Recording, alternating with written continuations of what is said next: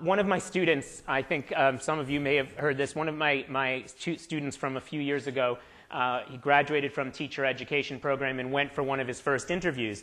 And he went to the school, and there was a long table, and there was the principal and the vice principal and two teachers and someone else from the school staff sitting on one end of the table, and he was on the other side of the table, just himself sitting there.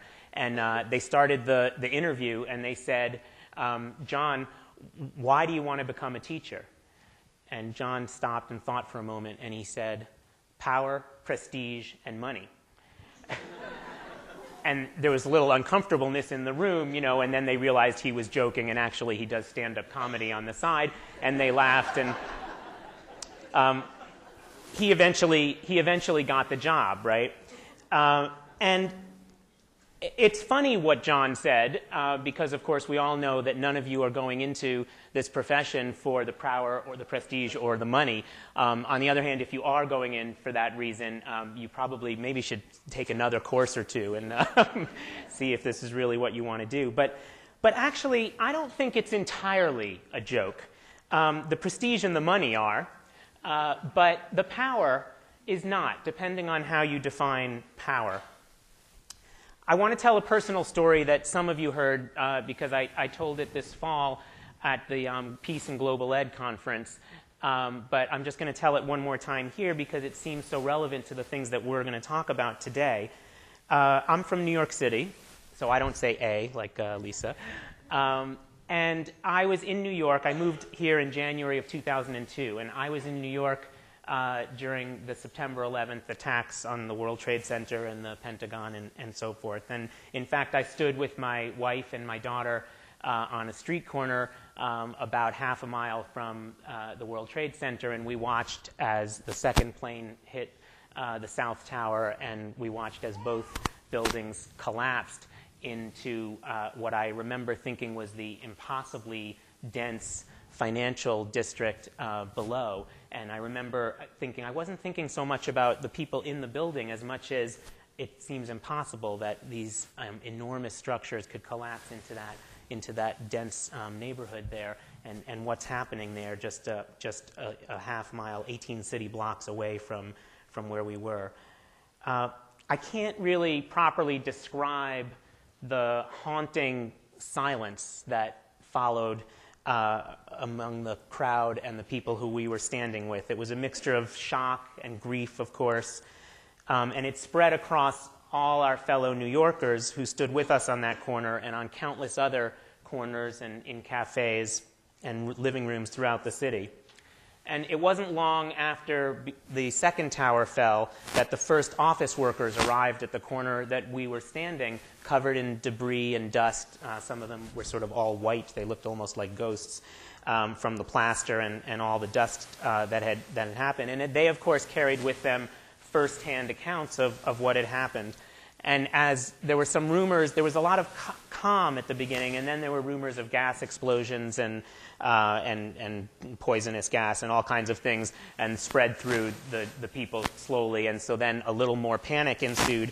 But as the enormity of the event slowly revealed themselves, my daughter and my wife and I went home to get bicycles, and we pedaled uptown to where my mother lives in Washington Heights, which is the northern tip of Manhattan. And that way we could be a little removed from the commotion and also the noxious air that followed and stayed for months after the attacks. We spent the next few days, like most New Yorkers, in cafes and on the streets and in hallways talking about what had happened and communing with others and trying to make sense of what was clearly the unthinkable. Now, I tell you this because while we were standing on that street corner, there was something else going on that not very many people paid attention to until long, long after. Tens of thousands of school children in Lower Manhattan were with their teachers. In fact, until we went to get my daughter, she too was in her preschool class. I've been reading a book that came out recently called Forever After, New York City Teachers and 9/11, and it tells tale after tale of teachers put into impossible situations, some of them on their third or fourth day of teaching, right? Remember, it was September 11th. So they didn't even know the students that they were with. And this is, of course, the position many of you will be in this coming September 6th or 7th or 8th when you start your teaching. These teachers picked a vocation defined by responsibility for the young, as you have as well. But they never could have imagined what that responsibility would entail. The teachers responded in all different ways.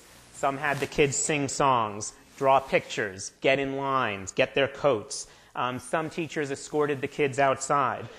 Some grabbed as many kids' hands as they could and ran as fast as they could uptown. Some kids saw people jump from the burning towers, and some kids and teachers were themselves covered in debris. Some were frightened, and others were confused. Teachers didn't really know what to do. Nobody did. But every one of those teachers on their 4th day of the school year knew that they were teachers and that they held enormous responsibility for those children. Now, let's hope that none of you are ever put into an even remotely similar situation. But in many ways, big and small, you all hold immense responsibility for the children you teach. Patricia Lent is one of the teachers in that book, Forever After, that I mentioned, who wrote about her experiences. She was a 3rd grade teacher who taught at PS 234, right under one of the collapsing towers. What she chose to do was to run with her children uptown to another school, PS 41, and to safety. 8 months after that harrowing day, Patricia asked her young students, "What do you remember most about September 11th?" And one of the little boys said, "What I remember most is that you held my hand and didn't let go. That you held my hand and never let go." I often ask my students to recall on their best and worst educational moments in their history, right? I know some of my students are here. You remember that? In their entire 15, 16, or 17 years of schooling, what were the best and worst moments? You can imagine the bad ones are pretty bad, and the good ones are always amazing too. But what's most striking to me is how we remember them. Stories from grade 6, grade 7, or even when we were 6 or 7 years old, grade 1 or 2, or kindergarten, or any of the grades. We remember every detail, every nuance of events where teachers made a difference, for better and for worse. Teaching is powerful, and you are the bearers of that power. You have the potential to affect thousands of lives.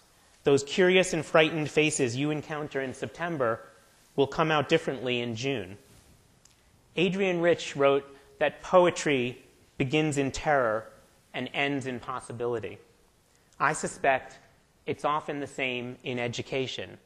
The terror of those first few days of every school year, not the terror like September 11th terror, but terror nonetheless, and the possibility that comes for our work with students during that school year.